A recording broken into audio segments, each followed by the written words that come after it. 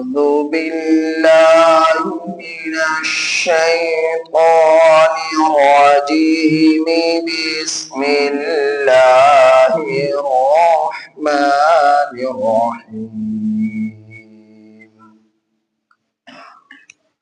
ولكل أمة جعلنا منسكا ليذكروا اسم الله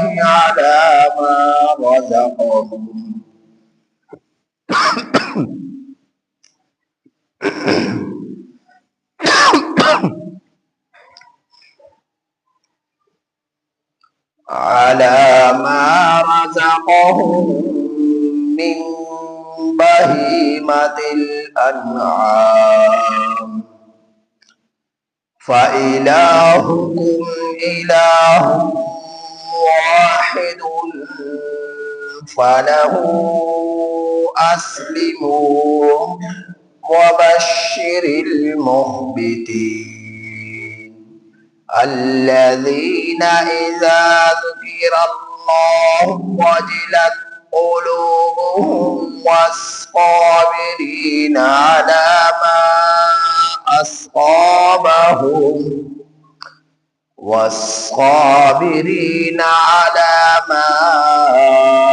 أصابهم والمقيم الصلاة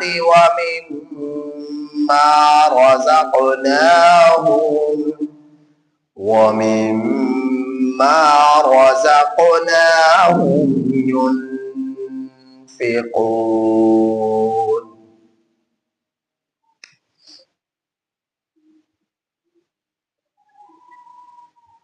سورہ حج کی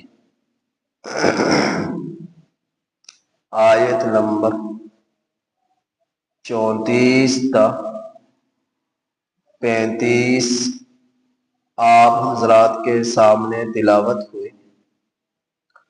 ان آیات کریمہ کا ترجمہ یہ ہے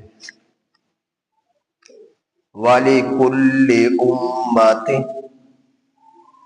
اور ہر امت کے لیے جعلنا ہم نے بنایا منسکن قربانی کو لیذکروا تاکہ وہ ذکر کرے اسم اللہ اللہ کا نام علی ما رزقہم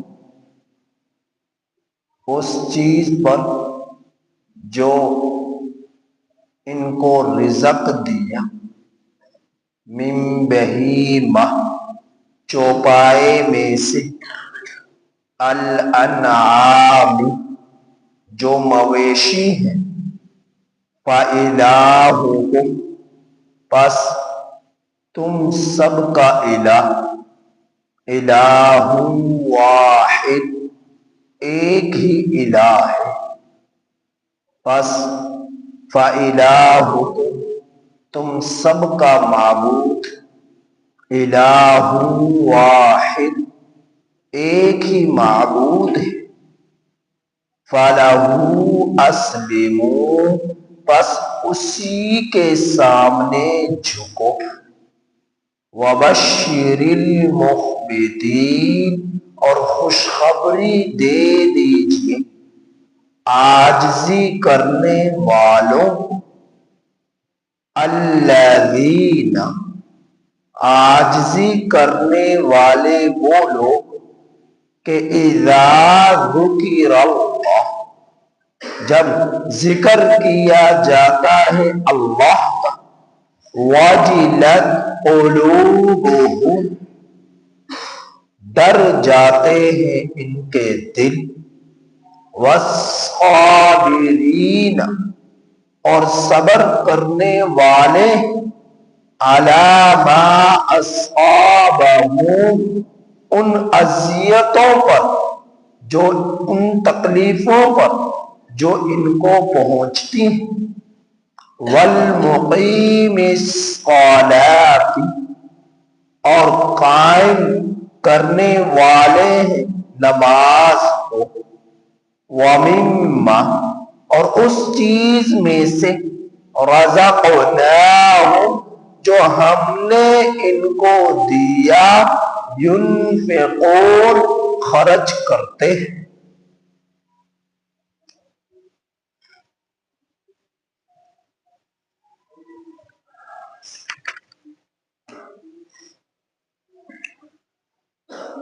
اللہ جل جلالہ نے ان آیات کریمہ میں دو طرح کے لوگوں کا ذکر فرمایا، دو باتیں ذکر فرمائی. ایک بات قربانی کا تذکرہ اور دوسری بات اللہ سے ڈرنے والے لوگوں کی صفات. قربانی ہر امت پر فرض رہی ہے، طریقہ جدا جدا گانا رہا ہے. حضرت آدم علیہ السلام کے بیٹے قابیل حابیل نے قربانی دی. ہر امت، ہر نبی کی قوم پر قربانی فرض رہی، طریقہ مختلف رہا. وہ لوگ قربانی کرتے، قربانی کا جانور دیتے تو اسے کھلے میدان میں رکھ دیتے. آسمان سے آگ آتی، اسے جلا ڈالتی تو وہ اللہ کا ہاں قبول ہو جاتی، اور اگر اسے نہ جلاتی تو وہ اللہ کے ہاں مردود ہو جاتی. ہر دور کے اندر قربانی جب سے آدمیت کا سلسلہ شروع ہوا اس زمانے سے اب تک قربانی چلی آ رہی، طریقہ مختلف رہا. جیسا کہ حضرت آدم علیہ السلام کے بیٹوں نے قربانی دی، اور بہت سارے واقعات ہیں. اس امت پر بھی قربانی کے دنوں میں فرض ہے اللہ کے راستے میں جانور کو قربان کرنا. اب جانور کون سا قربان کرنا، اس کا میرے رب نے ذکر فرمایا، پیچھے تفصیل آپ سمجھ چکے کہ چوپائے میں سے جو انعام کی جنس ہے، اور انعام کون سا ہے؟ جانور کہلاتا ہے 4 ٹانگوں والا. اور 4 ٹانگیں والوں میں انعام میں کون سے جانور آتے ہیں؟ اونٹ نر اور مادہ، بھینس نر اور مادہ، گائے نر اور مادہ، بکری نر اور مادہ، بھیڑ نر اور مادہ، بھینس نر اور مادہ. یہ جانور عام طور پر انسانوں سے مانوس بھی ہوتے ہیں. اور یہ جانور بھی کب آپ کے لیے قربانی، ان جانوروں کی کب آپ کے لیے جائز ہے؟ جب ان کے اندر قربانی کی شرائط بھی پائی جائے. قربانی کی شرائط میں یہ شرط ہے کہ اگر اونٹ ہے تو 5 سال کا ہو، اگر گائے بھینس وغیرہ ہے تو وہ 2 سال کا ہو، اگر بکرا ہے نر و مادہ تو وہ 1 سال کا ہو، اگر بھیڑ ہے نر و مادہ تو چاہے وہ 6 ماہ کا ہو لیکن دکھنے میں سال کا محسوس ہوتا ہو تو اس کی قربانی بھی جائز ہے.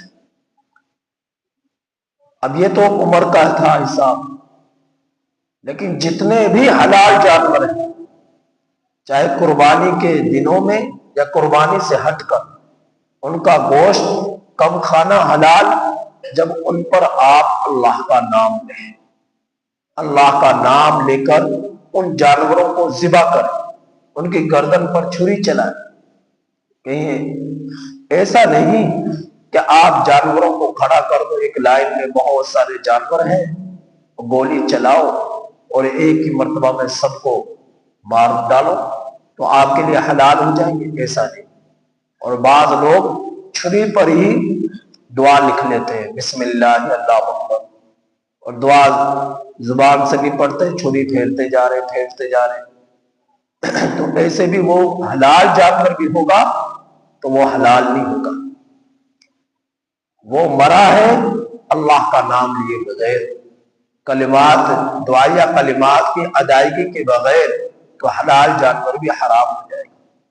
تو میرے رب نے جس طرح مردار کو، خنزیر کو، خون کو حرام قرار دیا، ایسے ہی وہ جانور بھی حرام ہو جائیں گے کہ جن پر اللہ کا نام لیے بغیر ان جانوروں کو ذبح کیا گیا۔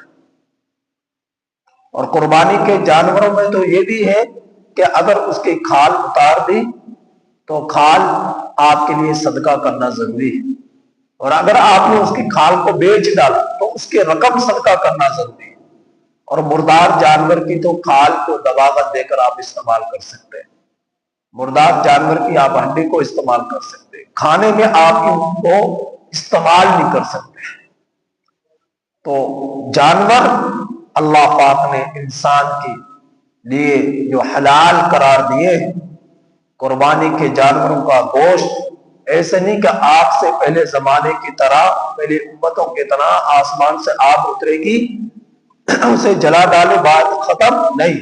میرے رب نے اس امت کے لوگوں کے لیے سہولت پیدا کر دی، آسانی پیدا کر دی۔ قربانی کرو اللہ کے راستے میں تو وہ اس جانور کا گوشت تم خود بھی کھا سکتے ہو، رشتہ داروں کو بھی کھلا سکتے ہو، غریبوں، فقیروں، مسکینوں کو بھی وہ اس کا گوشت آپ دے سکتے ہو۔ میرے نبی نے 3 حصے کرنے کا حکم دیا۔ سنت عمل یہ کہ جانور جب ذبح کر دو 3 حصے کر لو، ایک اپنے لیے گوشت کا حصہ، دوسرا حصہ رشتہ داروں کے لیے، تیسرا حصہ فقیروں، محتاجوں، ضرورت مندوں کے لیے، 3 حصے کرنے کا حکم دیا۔ بڑا جانور ہے 7 افراد شریک ہو سکتے ہیں، چھوٹا جانور ہے تو ایک شخص کے طرف سے ایک جانور کی قربانی ہو۔ اور صدقے کا جانور آپ کسی بھی عمر کا ہو، آپ اللہ کے راستے میں صدقہ دے سکتے ہیں۔ عقیقے کے جانور کی وہی شرائط ہے جو قربانی کے جانور کی شرائط ہے، اور اگر صدقے کے طور پر کوئی جانور دے رہے ہیں تو کوئی بھی جانور آپ دے سکتے ہو، عمر شرط نہیں ہے اس میں عمر شرط نہیں ہے۔ حلال جانوروں میں سے کوئی بھی جانور آپ اللہ کے راستے میں صدقہ کر سکتے ہیں۔ تو میرے رب نے فرمایا کہ قربانی ہر امت کے لیے تھی تاکہ اللہ کا نام لے ان جانوروں پر جو ہم نے ان کو دیے، من بہیمہ چوپائے میں سے، الانعام جو مویشیوں میں سے ہیں، اور میں تفصیل بیان کر چکا۔ پھر فرمایا میرے رب نے وَإِلَٰهُكُمْ إِلَٰهٌ وَاحِدٌ، تم سب کا معبود ایک ہی معبود ہے، تم سب کا الہ ایک ہی الہ ہے، تم سب کا خدا ایک ہی خدا ہے، وَوَحْدَهُ لَا شَرِيكَ، اللہ جل جلالہ کی ذات ہے۔ واللہ الذی لا الہ الا عالم الغیب والشہادہ والرحمن والرحیم، وہ اللہ، اس کے سوا کوئی معبود نہیں، اس کے سوا کوئی معبود نہیں، وہی اللہ ہے، وہی رحمان ہے، وہی رحیم ہے، وہی غیب اور حاضر کا خبر رکھنے والا ہے۔ ہم آگے دیکھتے ہیں ہمیں پیچھے کا نہیں پتا، ہم دائیں دیکھتے ہیں ہمیں بائیں کا نہیں پتا، ہمیں بائیں دیکھتے ہیں ہم پیچھے دائیں کا نہیں پتا، ہم اوپر دیکھتے ہیں ہمیں نیچے کا نہیں پتا، ہم نیچے دیکھتے ہیں ہمیں اوپر کا نہیں پتا۔ میرا رب وہ ہے جس کو ہر سمت کا بیک وقت پتا ہوتا ہے، علم ہوتا ہے، آگے کا بھی، پیچھے کا بھی، دائیں کا بھی، بائیں کا بھی، اوپر کا بھی، نیچے کا بھی، ہر چیز سے باخبر ہے۔ واللہ الذی لا الہ الا هو الملک القدوس السلام المؤمن المہیمن العزیز الجبار المتکبر الخالق الباری المصور الغفار، وہ سب کچھ ہے، وہ سب کچھ ہے۔ لہذا اس ایک اللہ کی عبادت کرو، ایک اللہ کو جو ہے عبادت کرو، اسی کی پرستش کرو، اسی کو مشکل کشا سمجھو، اسی کو حاجت روا سمجھو، اس کی ذات صفات افعال میں کوئی دوسرا شریک نہیں ہے۔ قل هو اللہ احد اللہ الصمد، وہ اکیلا ہے، وہ بے نیاز ہے، لم یلد ولم یولد، نہ خود کسی کے اولاد نہ اس کی کوئی اولاد، وَلَمْ يَكُنْ لَهُ كُفُوًا أَحَدٌ، نہ آسمانوں میں نہ زمین میں نہ مشرق میں نہ مغرب میں نہ شمال میں نہ جنوب میں، پوری کائنات کے اندر اس کا ہمسر کوئی نہیں، اس کی برابری کی حیثیت کسی کی نہیں، وہ اکیلا ہے، وہ یکتا ہے، وہی مشکل کشا ہے، وہی حاجت روا ہے، وہی دستاویر ہے، وہی مقدم قانون ساز ہے، وہی فریاد رس ہے، وَإِلَٰهُكُمْ إِلَٰهٌ وَاحِدٌ، وہی تم سب کا الہ ہے، وہی تم سب کا معبود ہے، وَلَهُ أَسْلِمُوا، جب تمہارے دلوں میں یہ بات پیوست ہو گئی، اتر گئی، تو ایک ہی اللہ ہے، ہم سب کا خالق، جنات کا بھی، انسانوں کا بھی، فرشتوں کا بھی، تمام کائنات کا، چرند پرند حیوانات جمادات، تمام ذوی العقول غیر ذوی العقول، آسمان زمین سورج چاند ستارے طیارے ہوائیں طوفان بارش اور سمندر خشکی بحری ہر طرح کی چیزوں کا خالق صرف اور صرف ایک اللہ ہے۔ جب یہ بات تمہارے سینوں میں اتر گئی، دل میں اتر گئی، وَلَهُ أَسْلِمُوا، تو اے انسانوں اسی کے سامنے جھکو، فَلَهُ أَسْلِمُوا، اے انسانوں اسی کی فرما برداری کرو، اے انسانوں اسی کے سامنے جھکو، اسی کی عبادت کرو، اسی کے لیے تمہارا قیام ہو، اسی کے لیے رکوع ہو، اسی کے لیے سجدے ہو، اسی کے لیے آپ کے التحیات ہو، اور اس میں دکھلاوا نہ ہو، ریاکاری نہ ہو، نام نمود نہ ہو، صرف اور صرف ایک اللہ کی ذات ہو۔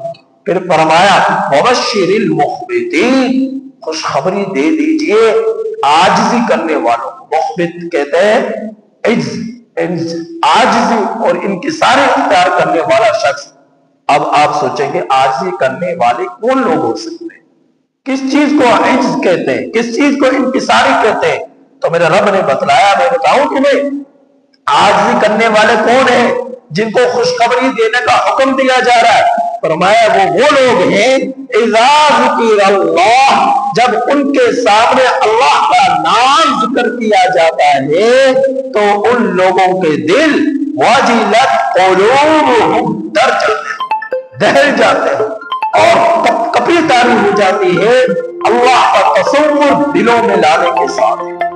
اور پھر فرمایا والصابرین علی ما اصابہم، اور صبر کرنے والے ہیں ان اذیتوں پر، ان پریشانیوں پر جو اللہ کے راستے میں پہنچتی ہیں، تعلیم و تعلم میں، جہاد فی سبیل اللہ میں، خط و کتابت میں، دعوت و تبلیغ میں، دین کے جتنے بھی دعوت کے اسباب ہیں، ذرائع ہیں، یا دین کے حصول کے جتنے بھی طریقے ہیں، اسلام پر عمل کرتے ہوئے، اسلام کی اشاعت کرتے ہوئے، دین اسلام کو دوسروں تک پہنچاتے ہوئے اور اس کے تقاضوں پر زندگی گزارتے ہوئے جتنی بھی اذیتیں پہنچتی ہیں، تکلیفیں پہنچتی ہیں، ان سب چیزوں پر صبر کرتے ہیں۔ جتنے بھی غم پہنچتے ہیں، جتنی بیماریاں پہنچتی ہیں، جتنی بھی آفات آتے ہیں، جتنی بھی بلائیں پہنچتی ہیں، ہر دکھ اور درد پر، سکھ اور غم میں، ہر چیز پر وہ اللہ رب العزت کے ہاں اس کا دل متوجہ ہوتا ہے اور صبر کرتا ہے، تو ایسا شخص ہے عاجزی کرنے والا۔ وہ شخص ہے عاجزی کرنے والا کہ صبر کر رہا ہے ہر دکھ پر، ہر غم پر، اطاعت پر، معصیت پر، کہ دل کر رہا گناہ کرنے کو نہیں کرتا، صبر کر رہا ہے، دل نہیں کر رہا نیکی کرنے کو لیکن پھر بھی کر رہا ہے، تو یہ صبر ہے۔ دل کر رہا ہے نیکی گناہ کرنے کو لیکن وہ گناہ کر نہیں رہا، اپنے دل کو قابو میں رکھتا ہے، تو یہ بھی صبر ہے۔ اور دل نہیں کر رہا نیکی کرنے کو لیکن پھر بھی وہ نیکی کر رہا ہے، تو رب کا حکم ہے، نماز پڑھ رہا ہے رب کا حکم ہے، روزے رکھنا ہے اللہ کا حکم ہے، تلاوت کر رہا ہے اللہ کا کلام ہے، دل نہیں کر رہا، اپنے نفس کو ذبح کر رہا، خواہش کو ذبح کر رہا، یہ بھی صبر ہے، یہ بھی صبر ہے۔ اور مصیبت پہنچتی، غم پہنچتا، بیماری پہنچتی، تکلیف پہنچتی، اس بیماری پر کہ اللہ کی طرف سے ہے یہ غم، اللہ کی طرف سے ہے یہ بیماری، اللہ کی طرف سے ہے یہ دکھ، کوئی اپنوں کی جدائی، کوئی وفات پا گیا، صبر، یہ غم، یہ دکھ، اللہ کے لیے اس پر صبر، یہ تینوں قسموں کے لوگ صابرین کہلاتے ہیں، صبر کرنے والے کہلاتے ہیں۔ تو فرمایا کہ